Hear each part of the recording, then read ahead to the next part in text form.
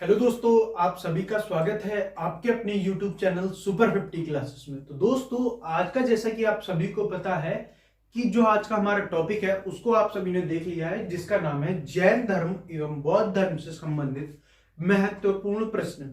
इससे पहले दोस्तों मैंने क्या है जैन धर्म को बहुत ही डिटेल में क्या है आपके लिए बता दिया है और उनके बारे में मैंने डीप में बताया। ठीक है, जैसे कि जैन धर्म क्या था, बौद्ध धर्म क्या था, जैन धर्म के प्रवर्तक कौन थे, तीर्थंकर कौन कौन से थे, और क्या है बौद्ध धर्म के हम संस्थापक के रूप में किसे देखते हैं। तो इस तरह से जो मेन जो पॉइंट्स हैं जो जिससे क्वेश्चन पूछे जा रहे हैं उन्हें सबको मैंने वहां पर डीप में दिखाया है। आज की जो हमारी वीडियो रहेगी उसमें बस हम क्वेश्चनों के थ्रू क्या है अपने जो क्या है क्वेश्चन है जो आरआरबी एनटीपीसी ग्रुप डी में प्रीवियस ईयर के आए हुए हैं।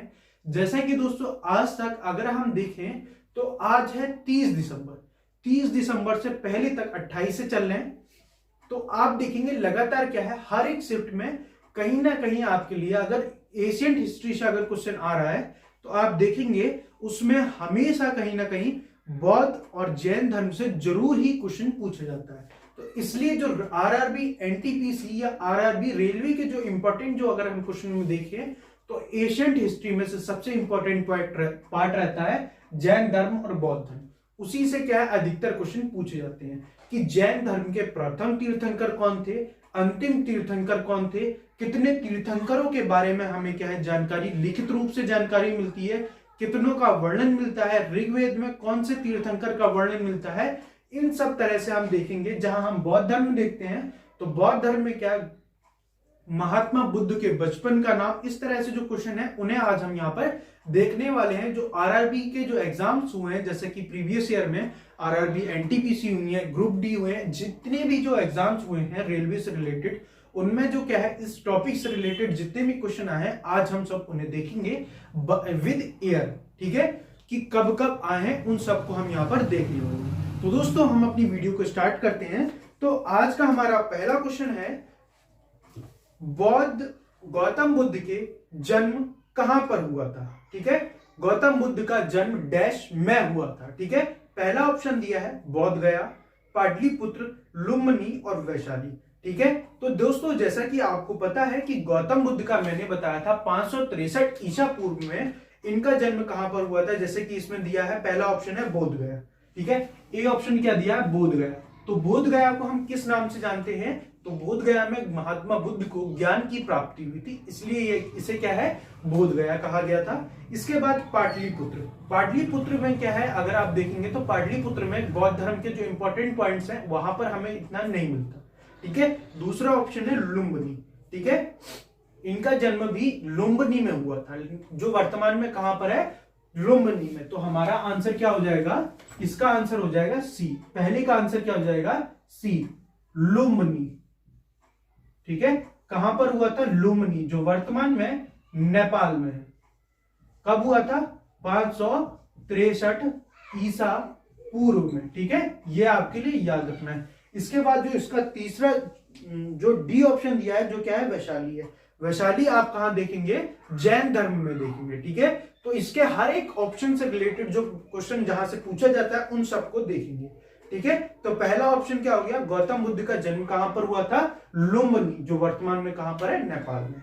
अगला ऑप्शन है बुद्ध के शब्द का तात्पर्य क्या है, एक विजेता, एक परिमोचक, एक ज्ञान संपन्न व्यक्ति, एक भ्रमणकारी। ठीक है, उपयुक्त में से कोई नहीं। तो देखो एक विजेता, पहला ऑप्शन क्या है दिया है एक विजेता। एक विजेता का अर्थ होता है, हमने क्या देखा था जब हम जैन धर्म को देख रहे थे तो वहां पर हमने देखा था जिन, जैन शब्द जो बना था वह किससे बना था, जिन से बना था। जिन का अर्थ मैंने बताया था वहां पर कि जिन का अर्थ होता है विजेता, अर्थात इंद्रियों को विजय प्राप्त करने वाले को जिन कहा जाता है। जैसे कि आप महावीर स्वामी को भी क्या कहा गया है, जिन कहा गया है। क्यों कहा गया, क्योंकि उन्होंने अपनी इंद्रियों पर विजय प्राप्त की थी, इसलिए उन्हें क्या है जिन के रूप में कहा जाता है। तो इसका आंसर क्या होगा, तो इसका आंसर होगा जैसे हम बुद्ध को देखते हैं तो बुद्ध को क्या कहा जाता है लाइट ऑफ एशिया, एशिया का प्रकाश पुंज, अर्थात ज्ञान से युक्त व्यक्ति को क्या कहा जाएगा। ठीक है, लाइट ऑफ एशिया। तो इसका क्या होगा हमारा सी ऑप्शन। ठीक है, सी ऑप्शन क्या होगा, दूसरे का क्या होगा, पहले का भी सी है दूसरे का भी सी, अर्थात ज्ञान से युक्त व्यक्ति।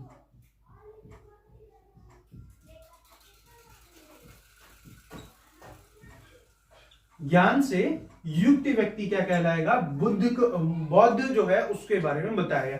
जिन को हम वहां पर देखेंगे कि जब जैन धर्म में पूछा जाता है तो जिन का अर्थ होता है विजेता। ठीक है, तो ये आपके लिए याद रखना है जैन और बौद्ध में। ठीक है, अब अगला है गौतम बुद्ध की मृत्यु। तो गौतम बुद्ध की मृत्यु मैंने बताया था कहां पर हुई थी। पहला ऑप्शन है लुम्बिनी, श्रावस्ती, कुशीनगर या बोध गया। तो दोस्तों ये मैंने बताया था कि आप देखते हैं कि 483 ईसा पूर्व में जो गौतम बुद्ध की मृत्यु हुई थी, कहां पर हुई थी। मृत्यु को क्या कहा गया था, मैंने बताया था महापरिनिर्वाण। ठीक है, क्या कहा जाता है, गौतम बुद्ध की मृत्यु को महापरिनिर्वाण कहा जाता है। ठीक है, ये कहां पर हुई थी, तो गौतम बुद्ध की जो मृत्यु हुई थी, पहला ऑप्शन आप देखेंगे लुम्बिनी, श्रावस्ती, कुशीनगर और बोध गया। तो बुद्ध की मृत्यु कहां पर हुई थी, मल्ल गणराज्य के कुशीनगर। इसमें क्या दिया है आप देखेंगे कुशीनगर, जिसे क्या उस समय क्या कहा जाता था, कुशीनारा। ठीक है, कई जगह आप कुशीनगर और कई जगह कुशीनारा देखेंगे। ठीक है, ठीक है, कुशीनारा। किसके द्वारा, अर्पित भोजन ग्रहण करने से इनकी मृत्यु हुई थी। तो चुंद द्वारा समर्पित भोजन को ग्रहण करने के पास इनकी क्या हुई थी, मृत्यु हुई थी। ठीक है, तो ये क्या है आपके लिए याद रखना। इसके बाद दोस्तों अगला है बौद्ध धर्म गौतम बुद्ध से के संबंध में सभी सही हैं सिवाय एक के। मतलब इसमें कहा है कि एक कौन सा गलत है वो हमें बताना है। उनका जन्म लुम्बिनी में हुआ था, उनकी मृत्यु कुशीनगर में हुई थी, उनको क्या है ज्ञान की प्राप्ति बोध गया में हुई थी, उनको ज्ञान की प्राप्ति राजगृह में हुई थी। तो यहां पर आप देखेंगे कि जो मैंने बताया कि जन्म कहां हुआ था, लुम्बिनी नेपाल में हुआ था, ज्ञान की प्राप्ति बोध गया में हुई थी है, और उसे क्या कहा गया था, बोध गया कहा गया था। और उसके बाद आप देखेंगे कि इन्हें बोध गया में ज्ञान की प्राप्ति हुई और मृत्यु कहां पर हुई, अर्थात महापरिनिर्वाण। तो उसकी कहां पर, इनकी मृत्यु कहां पर हुई थी, तो कुशीनारा अर्थात कुशीनगर जो वर्तमान उत्तर प्रदेश में स्थित है, यहां पर इनकी क्या हुई, मृत्यु हुई थी। तो इस तरह से जो क्वेश्चन पूछे जाते हैं वो यहां पर आप देखेंगे। अब डी ऑप्शन दिया है इन्होंने, उन्हें ज्ञान की प्राप्ति राजगृह में हुई थी। तो यह ऑप्शन क्या हो जाएगा, इसका डी ऑप्शन, चौथे का क्या हो जाएगा, डी ऑप्शन क्या हो जाएगा, राइट आंसर हो जाएगा। क्योंकि उन्हें ज्ञान की प्राप्ति बोध गया जो वर्तमान में बिहार में स्थित है, वहां उन्हें क्या है ज्ञान की प्राप्ति हुई थी। ठीक है, तो यह क्या है आपके लिए याद रखना। अगला क्वेश्चन है गौतम बुद्ध को कौन सी जगह ब्रह्म ज्ञान प्राप्त हुआ था। तो ब्रह्म ज्ञान मतलब कि आप देखेंगे कि ब्रह्म ज्ञान मतलब उन्हें ज्ञान की प्राप्ति होगा। ठीक है, क्या है, उन्हें ज्ञान की प्राप्ति कहां पर हुई थी, तो मैंने आपके लिए बताया कि उन्हें ज्ञान की प्राप्ति बोध गया में हुई थी। कहां पर हुई थी, बोध गया में हुई थी। ठीक है, अब इसके ऑप्शन भी देख लेते हैं हम कि ऑप्शन क्या कह रहे हैं इसके। तो यहां पर आपके ऑप्शन देख रहे हैं सारनाथ, बोध गया, प्रयागराज और क्या है पाटलिपुत्र, और इनमें से कोई नहीं। ये क्वेश्चन आप देखेंगे, ये RRB group, RRB Kolkata assistant driver परीक्षा 2002 में पूछा गया, भोपाल डबल शीट परीक्षा 2003 में, रांची एएसएम और डबल जी की परीक्षा में ये क्या है पूछे गए हैं। ये लगातार हर एक क्वेश्चन मैंने आपके लिए ईयर वाइज दिए हैं ताकि आप खुद देख सकें कि एग्जाम में किस तरह से पूछे जाते हैं। तो दोस्तों पहला ऑप्शन है यहाँ पर सारनाथ। ठीक है, सारनाथ में क्या करा था, गौतम बुद्ध ने अपने क्या है प्रथम उपदेश दिया था, जिसे क्या है उस समय ऋषिपत्तनम के नाम से भी क्या है जाना जाता था। ठीक है, ब्रह्म ज्ञान की बात हो रही है तो आप देखेंगे कि ब्रह्म ज्ञान बोध गया, प्रयागराज से तो बौद्ध धर्म का संबंधित है नहीं, पाटलिपुत्र इतना भी ये संबंधित नहीं है, तो ब्रह्म ज्ञान की प्राप्ति आप कहेंगे। तो देखो मैंने बताया था कि इन्होंने क्या करा था, 29 वर्ष की आयु में क्या है गृह त्याग किया था। ठीक है, किसने, गौतम बुद्ध ने। इस जो गृह त्याग की अवस्था थी, गृह त्याग को इनके क्या कहा जाता है, तो इनके गृह त्याग को महाभिनिष्क्रमण। ठीक है, जिसका जो हमने क्या है प्रतीक के रूप में घोड़े को देखा था। ये आपके लिए याद रखना, महाभिनिष्क्रमण क्या होता है, घर के त्याग करने की जो घटना थी इनके, वो क्या कहा लाया, महाभिनिष्क्रमण, जिसका प्रतीक इन्होंने घोड़े के द्वारा इसको क्या है छोड़ा था अपने ग्रह को, इसलिए इसका प्रतीक क्या है घोड़े को माना जाता है। ठीक है, और इन्हें क्या है निरंजना, कौन सी नदी, निरंजना, और महावीर स्वामी को कौन सी, ऋजुपालिका नदी। दोनों अलग अलग हैं, बहुत कंफ्यूजिंग है, तो आपके लिए याद रखना है गौतम बुद्ध को निरंजना नदी के तट पर, ठीक है, बोध गया में क्या हुआ था, इन्हें ज्ञान की प्राप्ति हुई। तो इसका आंसर क्या हो जाएगा, बी ऑप्शन हो जाएगा। ठीक है, कहां पर हुई थी, बोध गया में। बोध गया, इन्हें कहां पर ज्ञान की प्राप्ति हुई थी, तो इन्हें क्या है, बोध गया में ज्ञान की प्राप्ति हुई थी। अगला क्वेश्चन है, भगवान बुद्ध ने अपना प्रथम उपदेश कहां दिया। तो आपके लिए याद रखना है कि कहां पर दिया, बोध गया, सांची, सारनाथ और कुशीनगर। तो आपके लिए याद रखना है कहां पर दिया, मैं लगातार बता रहा हूं, इन्होंने अपना प्रथम उपदेश कहां पर दिया था, सारनाथ में, अर्थात ऋषिपत्तनम में इन्होंने अपना प्रथम उपदेश दिया, जिस घटना को क्या कहा गया, धर्म चक्र परिवर्तन, और जिसका प्रतीक भी पूछा जा सकता है। और इसका प्रतीक क्या था, धर्म चक्र परिवर्तन का जो प्रतीक था वह क्या था, पहिया। और इन्होंने अपना उपदेश जो कहां पर दिया था, सारनाथ में। कहां पर दिया था, सारनाथ में इन्होंने क्या है, अपना उपदेश दिया था। इसके बाद हम देखते हैं कि अगला क्या है, जातक पवित्र ग्रंथ है वैष्णव का, जैनियों का, बौद्धों का या शैव संप्रदाय का। तो आपके लिए मैंने बताया था जातक जो है वह किसका है, जो जैन साहित्य को हम क्या कहते हैं, आगम कहते हैं, और बौद्ध साहित्य को, जो हम ग्रंथ देखते हैं उन्हें क्या कहा जाता है, बुद्ध के जीवन से संबंधित घटनाओं को हम क्या है, जातक कथाओं से संबंधित है। तो इसका आंसर क्या होगा, जातक कथाएं किससे संबंधित थी, बौद्ध धर्म से। किससे, बौद्ध धर्म से संबंधित, बुद्ध के जीवन से संबंधित घटनाओं को हम जातक कथाएं में देखते हैं, और ये किससे संबंधित है, गौतम बुद्ध से। बौद्ध धर्म के प्रचार प्रसार के लिए कौन सी भाषा का प्रयोग किया गया, तो पहला है संस्कृत, प्राकृत, पाली, और क्या है यहां पर हिंदी। तो आपके लिए देखना है, इसमें मैंने दो भाषाएं बताई हैं इस टाइम में, कि आपको दो भाषाएं मिलती हैं, पहली प्राकृत मिलती है और दूसरी क्या मिलती है आपके लिए, पाली। जिसमें से जो पहली भाषा है जिसको हम कहते हैं प्राकृत, प्राकृत का प्रयोग सर्वाधिक किसके द्वारा किया गया है, तो महावीर स्वामी, जैन धर्म में सर्वाधिक जो प्रयोग किया गया तो वह प्राकृत भाषा है। और गौतम बुद्ध द्वारा जो क्या है, कौन सी भाषा का प्रयोग करा गया है, पाली भाषा का सर्वाधिक प्रयोग करा गया। ठीक है, तो इसका आंसर क्या हो जाएगा, पाली भाषा। ठीक है, क्या हो जाएगा, कौन सी लैंग्वेज हो जाएगी, पाली भाषा का यहां पर प्रयोग किया गया है। अब यहां पर अगला है, त्रिपिटक किस धर्म से संबंधित ग्रंथ है। ठीक है, त्रिपिटक डैश, ठीक है, का धार्मिक ग्रंथ है, जैन धर्म, हिंदू धर्म, बौद्ध धर्म और मुस्लिम धर्म। तो मैंने बताया कि त्रिपिटक जो है वह क्या है, कि किस धर्म से संबंधित है, तो वह भी हो जाएंगे बौद्ध धर्म से। ठीक है, किस धर्म से संबंधित हो जाएंगे, बौद्ध धर्म से संबंधित। ये क्या होते हैं, ग्रह, ये क्या होते हैं, बौद्ध धर्म से संबंधित है यह पिटक, जिसमें आप देखेंगे कि हमें तीन पिटक मिलते हैं। पहला जो पिटक मिलता है आपके लिए कौन कौन सा होता है, सूत पिटक, विनय पिटक और अभिधम्म पिटक। ठीक है, जिसमें से आप देखेंगे जो सूत पिटक और विनय पिटक जो देखेंगे वह क्या है, बुद्ध के जब पहली बौद्ध संगति हुई थी उसमें क्या है, इन दोनों पिटकों को क्या है, निर्माण किया गया था। ठीक है, ये इसलिए आपके लिए याद रखना है। ठीक है, सूत पिटक, विनय पिटक और धम्म पिटक, ये क्या है, तीन प्रमुख पिटक हैं जो क्या है, बौद्ध धर्म से संबंधित हैं। बौद्ध शिक्षाओं का वर्णन निम्न में से किसमें किया गया है, त्रिरत्न में, त्रिपिटक में, शीत व्रत में, अणु व्रत में। तो आपके लिए याद रखना है किसमें किया गया है, त्रिपिटक में क्या है, किया गया है। ठीक है, तो इसका आंसर क्या हो जाएगा, त्रिपिटक। त्रिपिटक में क्या है, बौद्ध के क्या है, बौद्ध के शिक्षाओं का वर्णन किसमें किया गया है, तो यह क्या है, त्रिपिटक में किया गया है। अगला है, निम्न में से कौन बुद्ध के समकालीन थे। यह भी मैंने आपके लिए बताया, और यह सबसे इंपॉर्टेंट क्वेश्चन हो जाता है, ये इस पर कोई बच्चा ध्यान नहीं देता कि बौद्ध के समकालीन कौन थे। पहला है मोजेज, कन्फ्यूजियस, मोहम्मद, उपयुक्त में से कोई नहीं। तो यहां पर जो नाम आता है कन्फ्यूशियस,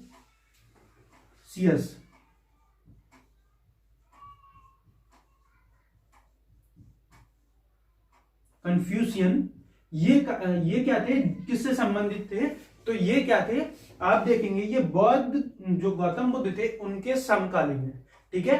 इन्होंने ये कहां पर थे, तो यह क्या है, चीन में थे। कहां पर थे, चीन में। जो बौद्ध धर्म जब था उस समय ये क्या थे, इसके समकालीन थे, ठीक है। तो ये चीज आपके लिए याद रखना है। इसके बाद हम देखेंगे कि अगला हमारा क्वेश्चन है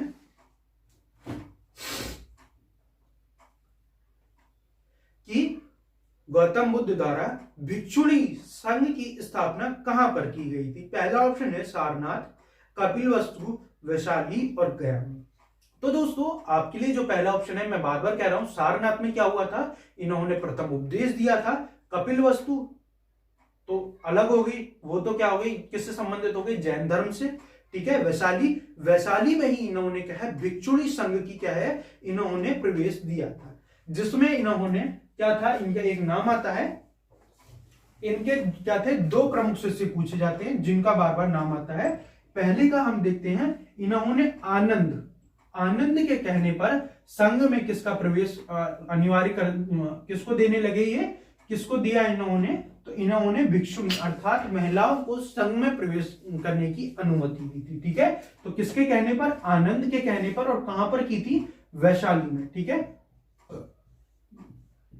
वैशाली में इन्होंने क्या है, महिलाओं को संघ में प्रवेश करने की अनुमति दी थी, ठीक है। तो ये क्या है, आपके लिए याद रखना है। और इस संघ में सर्वाधिक सबसे पहले प्रवेश करने वाली महिला कौन थी, ये भी पूछ लिया जाता है। तो सबसे पहले संघ में प्रवेश करने वाली महिला कौन थी, इनकी माता प्रजापति, ठीक है, सौतेली माता कह सकते हैं हम, तो जिसका नाम क्या आता है, प्रजापति गौतमी इनका नाम होता है, ठीक है। तो ये क्या है, आपके लिए याद रखना है।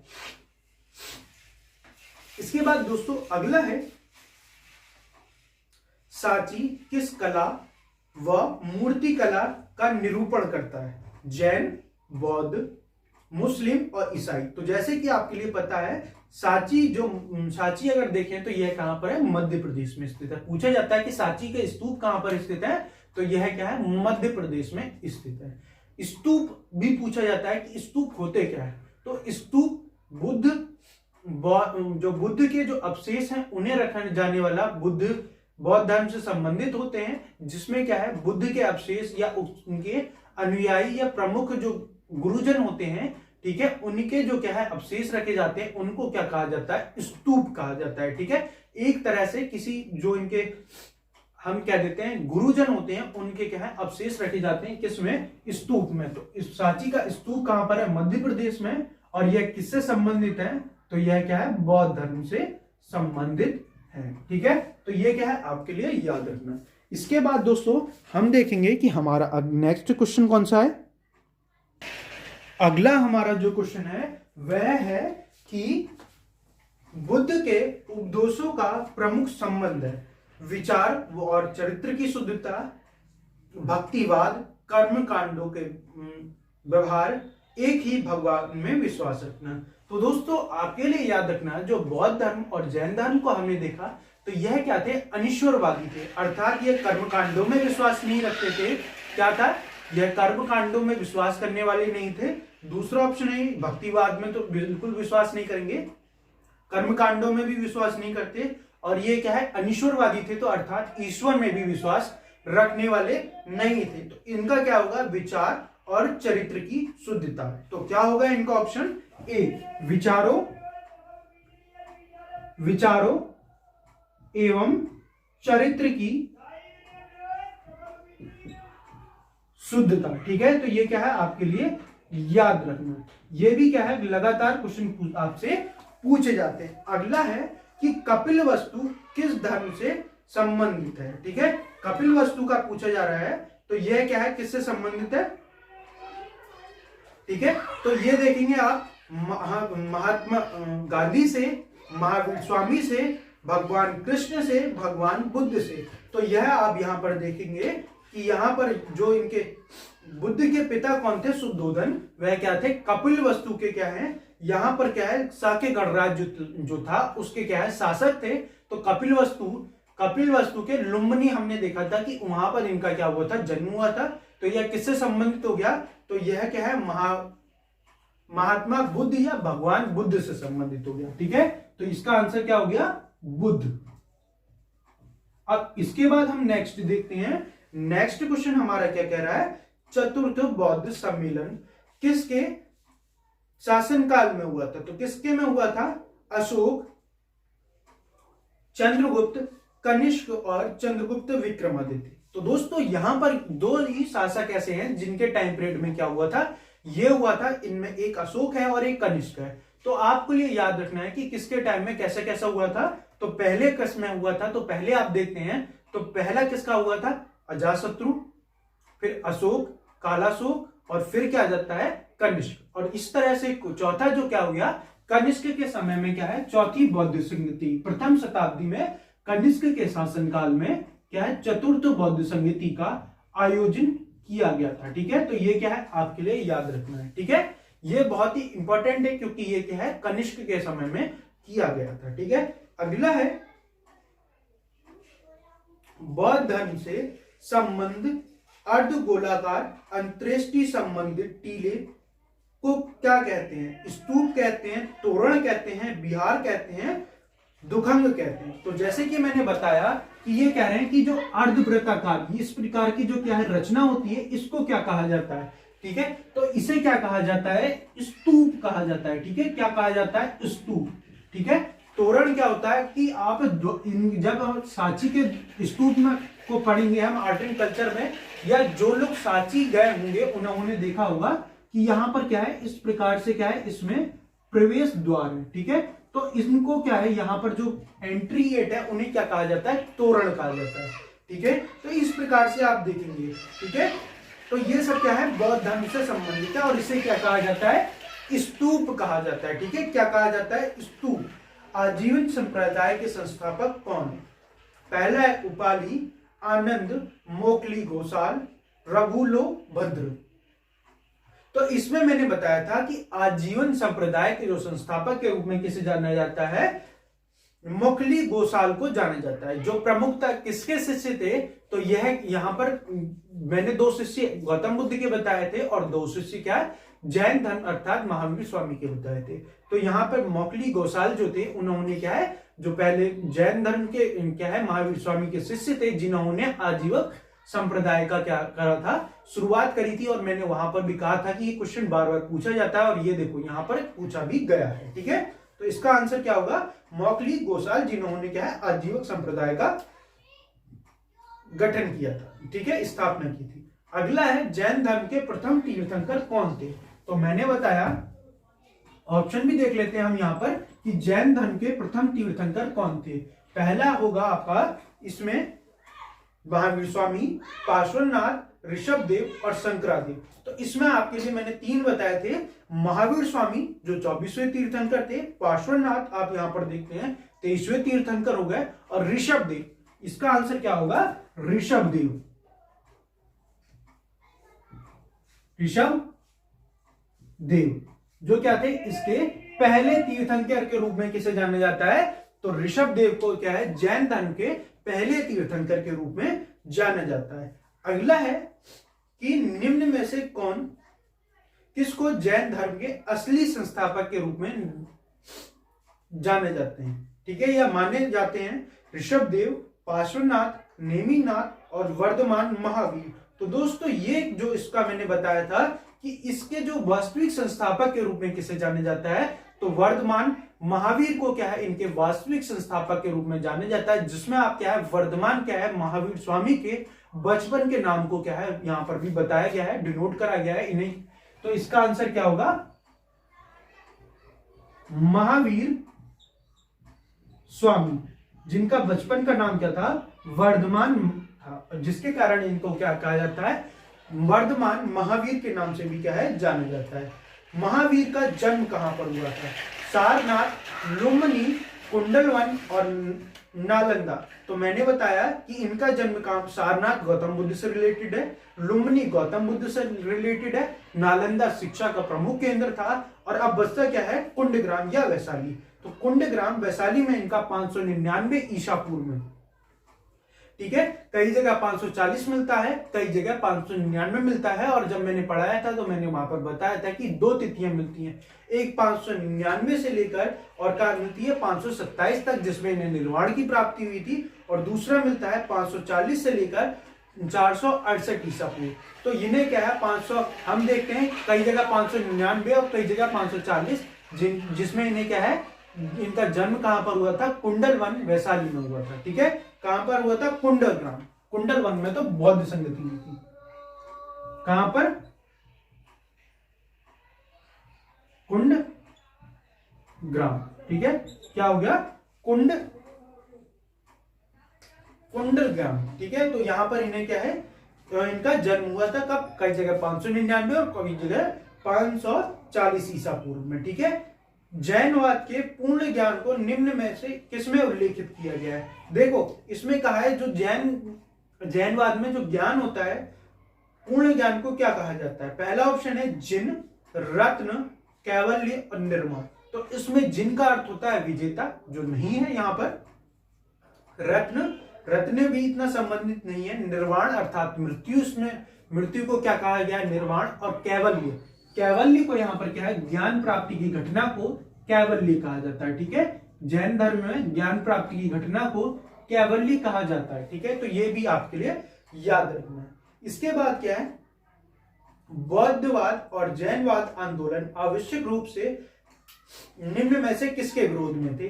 सामाजिक और आर्थिक न्याय के, ब्राह्मणों के रीति रिवाज और औपचारिकताओं के, विदेशी हमलावरों तथा उनके अचानक हमलों के, राजाओं तथा प्रभावशालियों के नियमों से। तो देखो जैसे कि मैंने बताया था कि जो हम देख रहे थे, जो अनीश्वरवाद संप्रदाय है अर्थात जैन धर्म और बौद्ध धर्म, इनका जो प्रमुख हमने कारण देखा था। तो कौन कौन से कारण मैंने बताए थे कि ये क्या थे, जो ब्राह्मणों की जो बढ़ती हुई प्रभुसत्ता थी उसके कारण जो क्षत्रिय वर्ग था उसी में से दोनों आए थे। एक तो आप देखेंगे महावीर स्वामी, वर्धमान महावीर स्वामी भी क्षत्रिय परिवार से बिलोंग करते थे, और गौतम बुद्ध भी क्या थे, क्षत्रिय परिवार से संबंधित थे, और ये दोनों ही क्या थे, क्षत्रिय परिवार से आए थे। तो ये सारी घटनाएं क्या कहीं, तो ये क्या थे, ब्राह्मणों के नियमों के विरुद्ध थे। इसलिए इसका आंसर क्या हो जाएगा, बी आ जाएगा, क्योंकि ब्राह्मणों के जो क्या थे, क्या है, बी ऑप्शन, ब्राह्मणों के रीति रिवाज तथा औपचारिकताओं के विरुद्ध में थे ये। ठीक है, तो ये क्या है, आपके लिए याद रखना है। अब यहां पर अगला क्वेश्चन है, महावीर स्वामी और जैन, महावीर स्वामी एवं बुद्ध दोनों ने किस शासन काल में उपदेश दिए थे। किसके शासन काल में उपदेश दिए थे, अजातशत्रु, बिंबिसार, नंदीवर्धन और उदयन। तो यहां पर जब हम हर्यक वंश को देखते हैं, तो हर्यक वंश में क्या हुआ था कि सबसे पहले क्या आता है, बिंबिसार ने क्या करा था, यहां पर नाम आता है, बिंबिसार ने ही क्या करा था, दोनों ही संप्रदाय जो थे उस समय किसके समकालीन थे, तो यह क्या थे, बिंबिसार। क्या नाम आता है,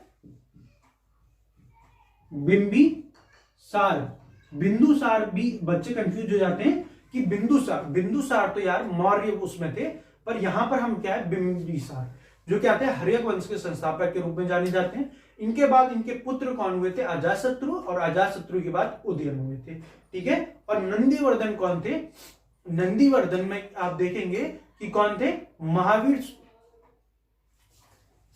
आप क्या देखेंगे, महावीर स्वामी के जो भाई थे उनका नाम क्या मिलता है, नंदीवर्धन मिलता है। ठीक है, तो इस तरह से हमें क्या है, सभी के बारे में क्या होना चाहिए, पता होना चाहिए कि कौन किससे रिलेटेड। अगला है, निम्न में से कौन बौद्ध धर्म एवं जैन धर्म के पर्याय हैं, हिंसा, अहिंसा, त्रिरत्न या सत्य। तो इसमें पूछा है कि कौन सा सभी में कॉमन चीज है, जैन धर्म में भी और बौद्ध धर्म में भी। तो कौन सी चीज कॉमन थी, अहिंसा। दोनों ही धर्म क्या थे, अहिंसा के साथ थे और हिंसा के विरोध में थे। ठीक है, तो ये क्या है, आपके लिए याद रखना है, ये सारी चीजें क्या थी, कॉमन थी। तो इस प्रकार से आप देखेंगे कि जैन धर्म में क्या है, जैन धर्म और बौद्ध धर्म से रिलेटेड जितनी भी चीजें हैं उनको हम यहाँ पर देख लेंगे। ठीक, देखा है, और इस तरह से क्या है, आप देख सकते हैं कि अंदाजा लगा सकते हैं कि क्वेश्चन किस प्रकार से पूछा जा रहा है, कहां से पूछा जा रहा है। तो दोस्तों आज के लिए इतना ही रखते हैं। अगर वीडियो अच्छी लगी हो तो लाइक करें, शेयर करें, सब्सक्राइब करें, साथ ही साथ बेल आइकन को दबाएं ताकि जो नोटिफिकेशन है जल्द से जल्द आप तक पहुंच सके। अगर आपको इस वीडियो से रिलेटेड कोई भी डाउट होता है तो आप हमसे कमेंट बॉक्स में भी पूछ सकते हैं। दोस्तों आज के लिए इतना ही, धन्यवाद।